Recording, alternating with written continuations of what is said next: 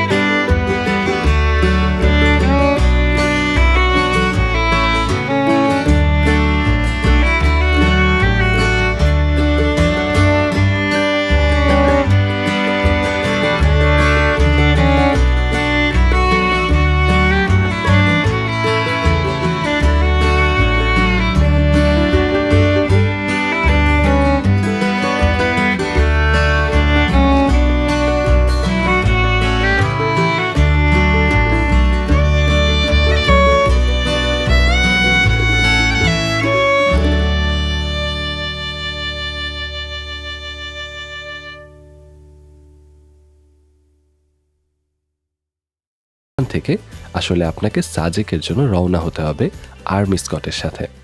এই ব্যাপারে পরে আবার বলবো। আপাতত বলে নিচ্ছি এখান থেকে সাজেক ভ্যালি কিভাবে যাবেন।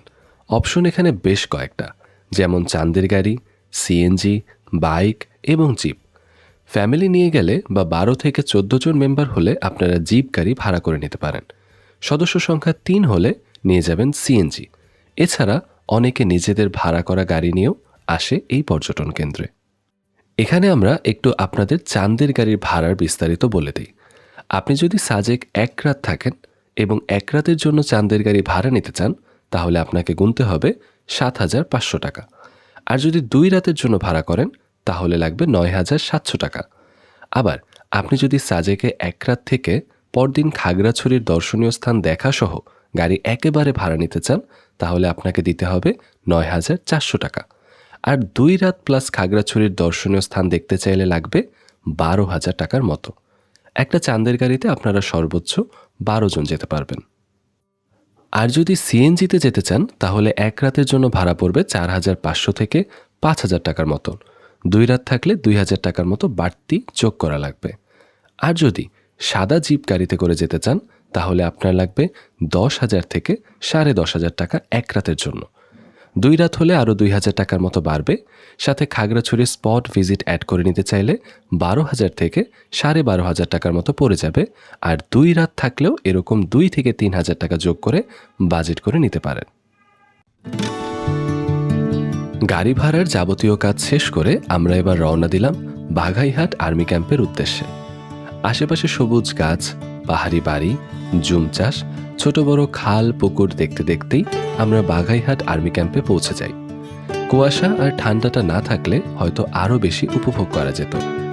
এভাবেই চলতে চলতে আমরা পৌঁছে গেলাম বাঘাইহাট আর্মি ক্যাম্পে, যেখানে আগে থেকেই অনেক গাড়ি দাঁড়িয়ে আছে আর্মি স্কটের অপেক্ষায়।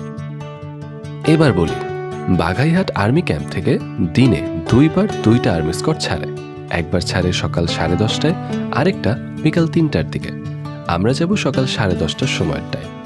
আর্মি স্কট ছাড়া কোনো গাড়ি সাজেকের জন্য ভেতরে রওনা দিতে পারবে না। যেই ভিতরে যায় তাকে স্কটের সাথে যেতে হবে। তাই এখানে আপনাকে প্রয়োজনীয় একটি এন্ট্রি করে ভেতরে ঢুকতে হবে। এখানে আমাদের সিরিয়াল নিয়ে সব গাড়ির সাথে সিরিয়াল করে সারিবদ্ধ হয়ে দাঁড়াতে হলো। আশেপাশে টুকটাক খাবারের দোকান পেয়ে যাবেন, আর পেয়ে যাবেন পাহাড়ি সব লোকাল ফ্রুটস।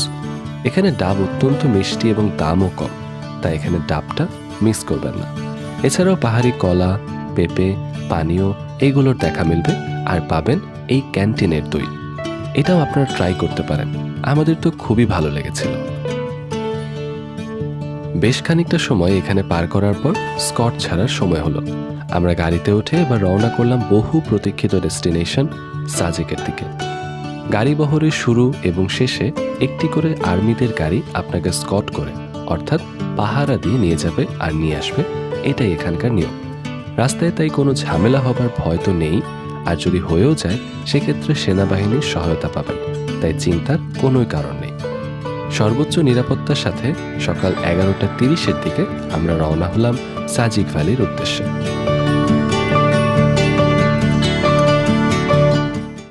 সাজেক ভ্যালি বা সাজেক বাংলাদেশের রাঙ্গামাটি জেলার বাঘাইছড়ি উপজেলার একটি জনপ্রিয় পর্যটন এলাকা।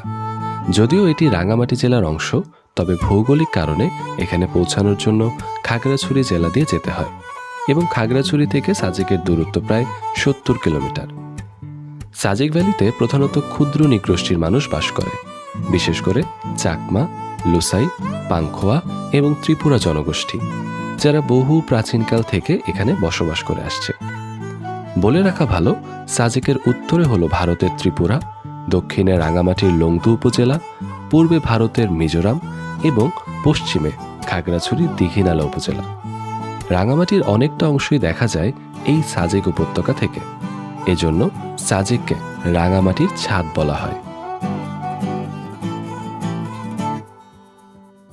পাহাড়ি সবুজে ঘেরা আঁকাবাঁকা পথ ধরে খুব সাবধানে আমাদের গাড়ি এগিয়ে যাচ্ছিল। প্রকৃতির অপরূপ সৌন্দর্য আপনাকে মুগ্ধ তো করবেই, আর তার সাথে সাথে আপনি বলতে বাধ্য হবেন বিউটিফুল বাংলাদেশ। এভাবে এগোতে থাকবে আপনাদের গাড়ি। তবে যাত্রাপথে আপনাদের কয়েকবার থামতে হবে। সেটার রিজনটা আবার খুব মজার। আগের রাতে যারা সাজেকে অবস্থান করেছিল তারা এখন শহরের দিকে বের হচ্ছে, আর আমরা প্রবেশ করছি। যেহেতু খুবই সরু পথ এবং আঁকাবাঁকা, তাই এক লাইনে গাড়ি এভাবে থামিয়ে আগের গাড়িগুলোকে বের হবার সময় দেওয়া হয়। সেই ফাঁকে আপনি এখানে এরকম পাহাড়ি শিশুদের দেখবেন, তারা নানা কিছু নিয়ে দৌড়াদৌড়ি করছে। পাশেই উপজাতীয়দের এরকম সুন্দর সুন্দর ঘরবাড়ি দেখতে পাবেন।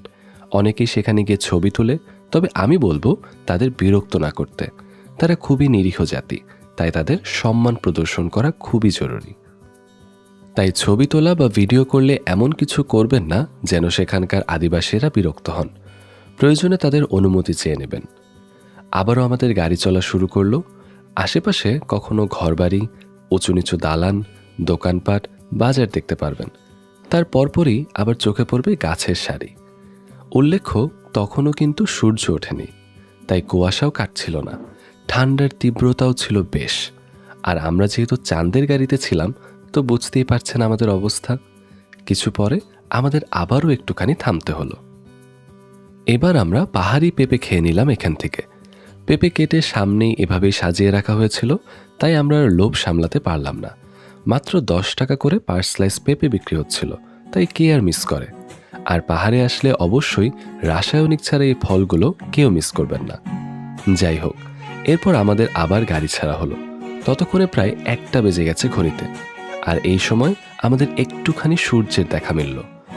আনন্দে আত্মহারা হয়ে আমরা চিৎকার করতে লাগলাম।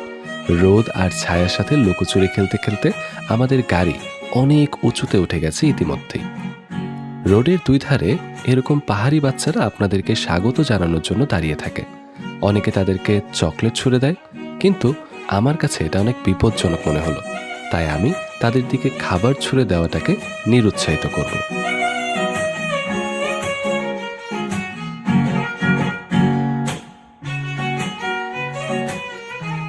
এভাবেই সময় পার হতে হতে আপনি বুঝে যাবেন আপনি শহর থেকে অনেকটা পথ পাড়ি দিয়ে সাজেকের অনেক কাছাকাছি চলে এসেছেন।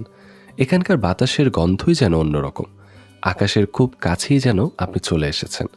আর ঠিক এরকম একটা সময়ই আপনার ঘোর কেটে যাবে, যখন আপনি আশেপাশে এরকম হোটেল, রেস্তোরাঁ দেখতে পাবেন। বুঝে যাবেন আপনি আপনাদের আগে থেকে বুক করে রাখা হোটেল বা রিসোর্টের অনেক কাছাকাছি চলে এসেছেন। আমাদেরও এমনটাই হয়েছিল। আমাদের চাঁদের গাড়ি ধীরে ধীরে প্রবেশ করতে লাগলো সাজেকের দিকে। ততক্ষণে দুপুর 1টা পার হয়ে গেছে। ঢোকার আগেই ভিড় দেখে আমাদের বুঝতে দেরি হলো না যে সাজেকে আজ রাতে অনেক মানুষ থাকবে এবং অনেক বেশি ভিড়ও হবে। আমরা যেহেতু ছুটির দিন নিয়ে এসেছিলাম, স্বভাবতই আমরা লোকে লোকারণ্য সাজেক দেখতে চলেছি। এখানে আপনি পথের দুপাশেই বিভিন্ন ধরনের ছোট বড় হোটেল, মোটেল, রেস্তোরাঁ পেয়ে যাবেন। তবে অবশ্যই আসার আগে একটা থাকার জায়গা বুক করে আসবেন, কারণ সাজেক জায়গাটা ছোট আর বর্তমানে এটি খুবই জনপ্রিয় ট্রাভেল ডেস্টিনেশন। আর আগে থেকে বুকিং না দিয়ে আসলে আপনাকে সারা রাত রাস্তায় বসেও কাটিয়ে দিতে হতে পারে। তাই পরিবার, বন্ধু বান্ধব নিয়ে আসার আগে অবশ্যই আগে থেকে একটা রিসোর্ট বুক করে আসবেন। স্বাদ ও সাধ্যের মধ্যে এখানে আপনারা থাকার জন্য অনেক ধরনের হোটেল, ইকো ফ্রেন্ডলি রিসোর্ট পেয়ে যাবেন। আমরা দেখলাম হোটেলের সামনে সবাই গাড়ি থেকে নেমে তাদের ব্যাগ নিয়ে হোটেলে উঠছে। চারিদিকে বেশ রমরমা একটা পরিবেশ। খাবারের হোটেলের কোনো অভাব নেই আশেপাশে। এগুলো পেরিয়ে আমাদের চাঁদের গাড়ি আমাদেরকে নিয়ে যাচ্ছিল আমাদের রিসোর্টের দিকে। অনেক লম্বা একটা জার্নি শেষ করে আমরা নেমে পড়লাম আমাদের রিসোর্টের সামনে। তখন বাজে প্রায় 1:45। ব্যাগ নিয়ে নিচে নামতেই আমাদের চোখে পড়ল এক অভূতপূর্ব দৃশ্য। আর কি লাগে বলেন? এই সিনটার জন্যই তো গত রাত থেকে আমরা অপেক্ষা করছিলাম। এত ঘন্টার লম্বা পথ অতিক্রম করে অবশেষে আমরা বুক ভরে শ্বাস নিলাম। আমাদের সমস্ত ক্লান্তি যেন এক নিমিষেই প্রকৃতির মাঝে হারিয়ে গেল। ঘন সাদা মেঘ আটকে আছে পাহাড়ের কোলে। এ এক অন্য রকম ছবি। পাশেই রয়েছে বেঞ্চি, চাইলে এখানে বসেও আপনারা সময় কাটাতে পারবেন। তবে আমরা দেরি না করে চলে গেলাম আমাদের রুমে, কারণ হাতে সময় কম। আমাদের খাওয়া দাওয়া করে বিকেলের সূর্যাস্তটাও দেখতে হবে। আমরা উঠেছিলাম গ্র্যান্ড সাজেক রিসোর্টে। এখানে ডাবল বেডের চাবি বুঝে নিয়ে আমরা রুমে গিয়ে ঝটপট ফ্রেশ হয়ে নিলাম। আমরা নিয়েছিলাম 2টা ডাবল রুম। এক রুমে ছিলাম আমরা 5 জন, আর পাশের রুমে ছিলাম 4 জন। রুমের সাথেই পেয়ে যাবেন অ্যাটাচড ওয়াশরুম। আর আমাদের এই ডাবল রুমের ভাড়া পড়েছিল, শুক্রবার বাদে যদি অন্য দিন হয় তাহলে 1500 টাকা, যেখানে 4 থেকে 5 জন সহজেই থাকা যায়। তবে মনে রাখবেন, সিজন ভেদে এখানে হোটেলের রুমের ভাড়া কিন্তু উপর নিচ হতে পারে। রুমের সহজলভ্যতা, সার্ভিস, মান ইত্যাদির উপরে নির্ভর করে ভাড়া সবখানেই কম বেশি হয়ে থাকে। দুপুর 3:15 দিকে আমরা খাবারের জন্য নেমে পড়লাম এবং একটা ভাতের হোটেলে ঢুকে পড়লাম। এখানে কিন্তু 3 বেলার খাবারের প্যাকেজ সিস্টেম রয়েছে, মানে 3 বেলা আপনি একই হোটেলে খাবেন, এভাবে প্যাকেজ বুকিং দিতে হবে। 3 বেলায় আপনি যা খাবেন ওদেরকে আগে থেকে বলে দিলে খাবার তৈরি করে রাখে ওরা। 3 বেলার খাবারের প্যাকেজ মূল্য মাত্র 500 টাকা। এর মধ্যে সকালে পেয়ে যাবেন ডিম খিচুড়ি, দুপুরে ব্রয়লার মুরগির ব্যাম্বু চিকেন, আর রাতে বারবিকিউ, সাথে পরোটা। আর এই প্যাকেজেই যদি কেউ দেশি মুরগি খেতে চান তাহলে গুনতে হবে 600 টাকা প্রতিজন। তো আমরাও প্যাকেজ নিয়ে নিলাম এবং দুপুরের খাবারটা শেষ করলাম সাজেকের বিখ্যাত খাবার ব্যাম্বো চিকেন দিয়ে। বাঁশের ভিতরে কাঁচা মুরগির মাংস দিয়ে এক বিশেষ প্রক্রিয়াতে এই রান্নাটা হয় এই পাহাড়ি এলাকায়। যেহেতু এই রান্নাটা আমরা শহরে পাই না, তাই এখানে আসলে সবাই এটাই খেয়ে থাকে। আমরা ভাত, ডাল, সবজি আর সাথে এই ব্যাম্বো চিকেন দিয়ে লাঞ্চ সেরে উঠে পড়লাম আমাদের পরবর্তী ডেস্টিনেশনের জন্য। আপনারা হয়তো জানেন সাজেক উপত্যকায় রয়েছে দুটি পাড়া, রুইলুই এবং কংলাক। 1880 সালে প্রতিষ্ঠিত রুইলুই পাড়া 1720 ফুট উচ্চতায় অবস্থিত, আর কংলাক পাড়া 1800 ফুট উচ্চতায় অবস্থিত। আমরা এখন যাব সেই কংলাক পাহাড়ে। সাজেক ভ্যালির সর্বোচ্চ চূড়া এই কংলাক, সমুদ্রপৃষ্ঠ হতে যার উচ্চতা প্রায় 1800 ফুট। সেখানে যেতে আপনাকে আবারও চাঁদের গাড়ির সহায়তা নিতে হবে। আমরা রওনা করলাম কংলাক পাহাড় থেকে আজকের সূর্যাস্ত দেখব এই উদ্দেশ্যে। আশেপাশের এরকম দৃশ্য আপনার চোখে পড়বে। যেহেতু মানুষের সমাগম অনেক বেশি, তাই এখনই জমজমাট লাগছিল। তবে রাতের ভিউ আরও অনেক সুন্দর আর জমজমাট, যেটা আমরা রাতেই আপনাদের দেখাবো। তাই আপাতত চাঁদের গাড়িতে উঠে রওনা দেওয়া হলো। তবে এক্ষেত্রে বলে রাখি, চাঁদের গাড়ি থেকে নেমে কিন্তু আমাদের প্রায় 40 থেকে 45 মিনিট হাঁটতে হয়েছিল। একেবারে উঁচু খাড়া পথ ধরে হেঁটে উপরে ওঠা বেশ কষ্টসাধ্য ছিল আমাদের জন্যই। তাই পরিবারের বয়স্ক সদস্য বা ছোট সদস্য নিয়ে সেখানে না যাওয়াই ভালো হবে বলে আমি মনে করি। আর যারা যাবেন তারাও ওভাবে উপযুক্ত কাপড়, জুতো পরে যাবেন, নয়তো বেশ ঝামেলা পোহাতে হতে পারে। সেক্ষেত্রে আপনারা সাজেক ভ্যালিতে যে হেলিপ্যাড রয়েছে সেখান থেকে সূর্যাস্তের টাইমটা এনজয় করতে পারেন। দুই জায়গা থেকেই কিন্তু সূর্যাস্ত দেখতে পারবেন। তাই ঝুঁকিপূর্ণ খাড়া পাহাড় যারা অ্যাভয়েড করতে চান তারা সেখানে না গেলেও চলবে। তো ইতিমধ্যেই আমরা চাঁদের গাড়ি থেকে নেমে উঠে গেলাম কংলাক পাহাড়ে। অনেকটা পথ, যা আমরা আগেই বলেছি। অনেকে বাঁশ নিয়ে উপরে উঠেছিল। তখন ভালোই রোদ ছিল, তবে আবহাওয়া ঠান্ডা থাকায় খারাপ লাগছিল না। আমরা যেয়ে দেখি একেবারে লোকে লোকারণ্য অবস্থা। আমাদের মতোই বহু উৎসাহী পর্যটক এরই মধ্যে পাহাড়ে উঠে এসেছে এবং নিজেদের মতো করে সময়টা উপভোগ করছে। পাহাড়ের চূড়ায় এমন সব ভিউ দেখলে আপনিও বুঝবেন কেন এখানে এত মানুষ আসে আর কেনই বা এত কষ্ট করে এই চূড়ায় আমরা উঠলাম। কংলাক পাহাড়ের উপরে কংলাক পাড়া অবস্থিত। কংলাক পাহাড় থেকে লুসাই পাহাড় স্পষ্ট দেখা যায়। এখানে দাঁড়ালে যত দূর চোখ যায় চারিদিকে পাহাড়, সবুজ আর মেঘের অকৃত্রিম মিতালি চোখে পড়ে। সাজেক ভ্রমণরত পর্যটকদের কাছে এটি এখন আকর্ষণের কেন্দ্রবিন্দুতে পরিণত হয়েছে। এই পাহাড়ের নিচেই কংলাক ঝর্ণা অবস্থিত। পাহাড় চূড়ায় আদিবাসী দোকানপাট, ঘরবাড়ি, জুম চাষের দেখা মিলবে। ছোট্ট এই গ্রামটিতে ত্রিপুরা ও লুসাই নৃগোষ্ঠীর বসবাস। জুম চাষ এই পাড়ার প্রধান খাদ্য ও উপার্জনের উৎস। বেশি চাষ হয় হলুদ, আদা ও কমলার। কংলাকে পানি সংকট রয়েছে বেশ। প্রতিটি বাড়িতেই চোখ পড়বে একাধিক ও বড় বড় পানির রিজার্ভার। বৃষ্টির জমানো পানি এই পাড়ার পানির মূল উৎস। অধিবাসীরা ঘরের চালা থেকে বৃষ্টির পানি সংগ্রহ করে রিজার্ভারে ধরে রাখেন ও দৈনন্দিন কার্যাদি সম্পন্ন করেন। তাই পানি কিছুটা অপ্রতুল বলে পর্যটকদের সাথে করে পানি নিয়ে যাওয়ার পরামর্শ দেওয়া হয়। সূর্যাস্তের এমন চমৎকার সময়টা পার করে আমাদের এবার নামার পালা। তবে নামার পথটা কিন্তু আরও ভয়ানক ঝুঁকিপূর্ণ। সামান্য অসতর্কতা বড় কোনো বিপদে ফেলে দিতে পারে। আর তাই খুব সাবধানে দিনের আলো থাকতে থাকতেই নেমে পড়বেন। যেহেতু আমরা সবাই একসাথে নামছিলাম, তাই নামার পথটাও ভালোই ভিড় ছিল। তবে এই যেন এক ভ্রমণ পিপাসুদের মিলন মেলা। আপনারাও কিন্তু আমাদের সাথে আমাদের পরবর্তী ট্রিপে জয়েন করতে পারেন। আমাদের ট্রাভেল গ্রুপ ট্রাভেল A1-এর সাথে আপনিও যদি আমাদের সাথী হতে চান, তবে কমেন্ট করলেই আমরা সব ইনফরমেশন জানিয়ে দেব। পাহাড়ের চূড়া থেকে নেমে আমরা পেয়ে গেলাম বাঁশের তৈরি এই পানীয়, যার নাম ব্যাম্বু টি। বাঁশের তৈরি গ্লাসে আমাদেরকে এই চা সার্ভ করা হলো। আমরা যেহেতু খুবই তৃষ্ণার্ত ছিলাম, তাই অপূর্ব এই মুহূর্তের সাক্ষী হতে আরও কিছুটা সময় এখানে ব্যয় করলাম। পেছনে অস্তমিত সূর্য এক ভারাক্রান্ত দিনের সমাপ্তি ঘটাচ্ছিল ঠিকই, কিন্তু সাথে করে নিয়ে গেলাম একরাশ ভালো ভালো সব স্মৃতি। চাঁদের গাড়িতে উঠে এবার আমাদের শহরে ফিরে যাবার পালা।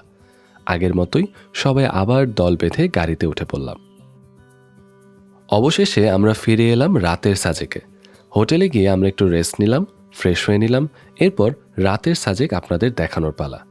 তাই এবারে শীতের কাপড় পরে একেবারে রাতের খাবারের জন্য প্রস্তুত হয়ে নিচে নেমে পড়লাম।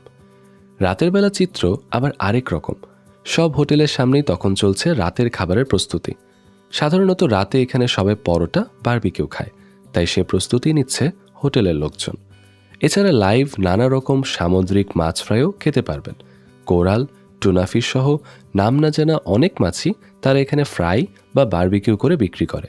দরদাম করে এইগুলো দিয়েও রাত পার করে দিতে পারেন আপনি। তবে আমরা চলে গিয়েছিলাম দুপুরের সেই খাবার হোটেলে। ডিনারের কথা আগে থেকে এখানে বলা ছিল, তাই আমরা আবার এখানেই আসলাম। 2টা করে পরোটা আর মুরগির বারবিকিউ খেয়ে আমরা আবার নেমে পড়লাম রাস্তায়। এই ভ্যালি কিন্তু ছোট্ট জায়গা নিয়ে বিস্তৃত, তাই আপনার যদি মোটামুটি হাঁটাহাঁটির অভ্যাস থাকে তাহলে পুরোটা আপনি মোটামুটি হেঁটেই দেখে ফেলতে পারবেন। হাঁটার সময় এমন ছবি তুলে তার স্মৃতিতে পুরে রাখবেন অবশ্যই। আর হাঁটার পথে আপনার চোখে পড়বে এরকম শপিং করার জায়গা। এগুলো সব লোকাল পাহাড়িদের তৈরি পোশাক, চাদর, ঘর সাজানোর জিনিস, প্রসাধনী ইত্যাদির দোকান।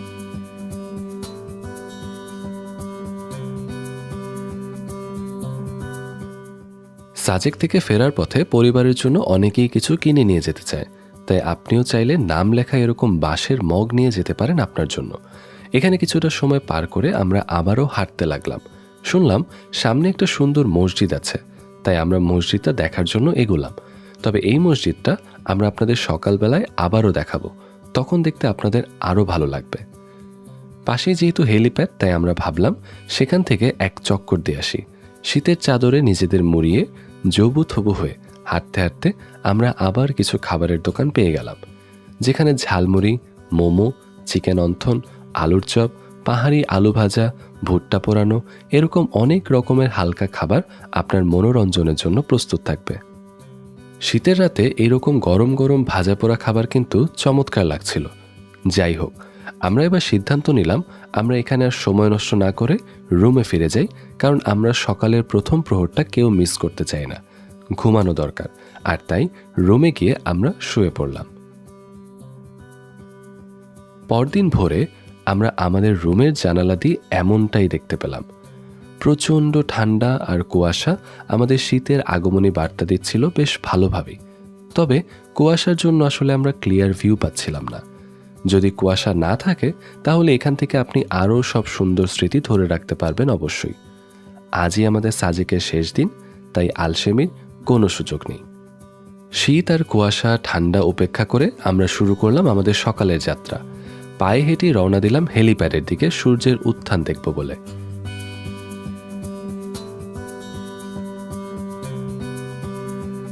যাবার পথেই দেখা মিলল লুসাই গ্রামের।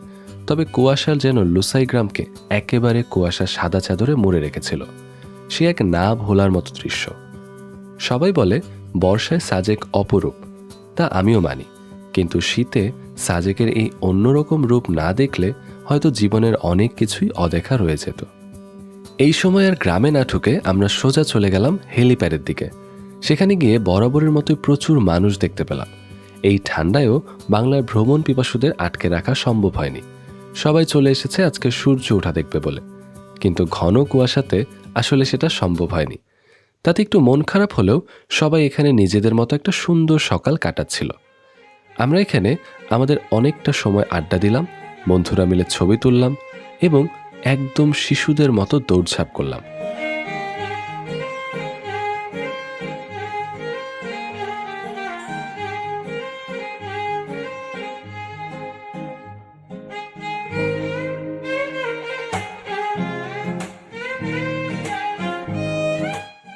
আশেপাশের মন কাড়া দৃশ্য ফেলে কিছুতেই আমাদের ইচ্ছে হচ্ছিল না শহরে ফিরে যাই।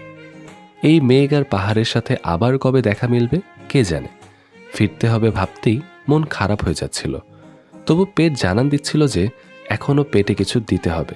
তাই দেরি না করে আমরা সকালের নাস্তা করতে চলে আসি। হেঁটে হেঁটে সেই আগের পথেই আমরা ফেরত আসলাম এবং সকালের নাস্তা সেরে নিলাম। এবার আমরা চলে যাব লুসাই গ্রামটা দেখতে। এই গ্রামে প্রবেশ করতে কিন্তু আপনাকে টিকিট কেটে ঢুকতে হবে। আপনি কি এর আগে কখনো বাংলাদেশের কোনো গ্রামে টিকিট কেটে ঢুকেছেন? কমেন্টে জানাবেন কিন্তু। 30 টাকা জনপ্রতি টিকিটের বিনিময়ে আমরা প্রবেশ করলাম বাংলাদেশের অত্যন্ত সুন্দর ছিমছাম একটা পাহাড়ি গ্রাম ঐতিহ্যবাহী লুসাই গ্রামে। এখানে সুন্দর সুন্দর ছবি তোলার জায়গা রয়েছে, দোলনা রয়েছে, আছে ফুলের গাছ। এখানে পাহাড়ি ট্র্যাডিশনাল ড্রেস ভাড়া দেওয়া হয়, যেগুলো পরে আপনি ছবি তুলতে পারবেন। 100 টাকায় 20 মিনিট আপনি এই ড্রেস নিজের কাছে রাখতে পারবেন, এরপর ফেরত দিয়ে দিতে হবে। এখানে আরও রয়েছে প্রাচীন লুসাই রাজাদের ঘর, রাজকন্যার তাঁতঘর ও তাদের প্রাচীন সভ্যতার ইতিহাস। আর যার অভিজ্ঞতা নিতে হলে অবশ্যই আপনাকে এই গ্রামে ঢুকতে হবে। ভেতরে গেলে আপনি আরও পাবেন দোকানদার ছাড়া দোকান। এখানে খাবার, ফলমূল, পানি এমনিতেই সাজিয়ে রাখা হয়, কোনো দোকানদার নেই। আপনি আপনার ইচ্ছে মতো লিখে রাখা মূল্য অনুযায়ী তা পরিশোধ করে দিয়ে এই দোকান থেকে পণ্য নিয়ে যেতে পারবেন, যেটা আমাদের দেশে আর কোথাও আছে কিনা আমার জানা নেই। লুসাইরা একে অপরকে খুবই বিশ্বাস করত।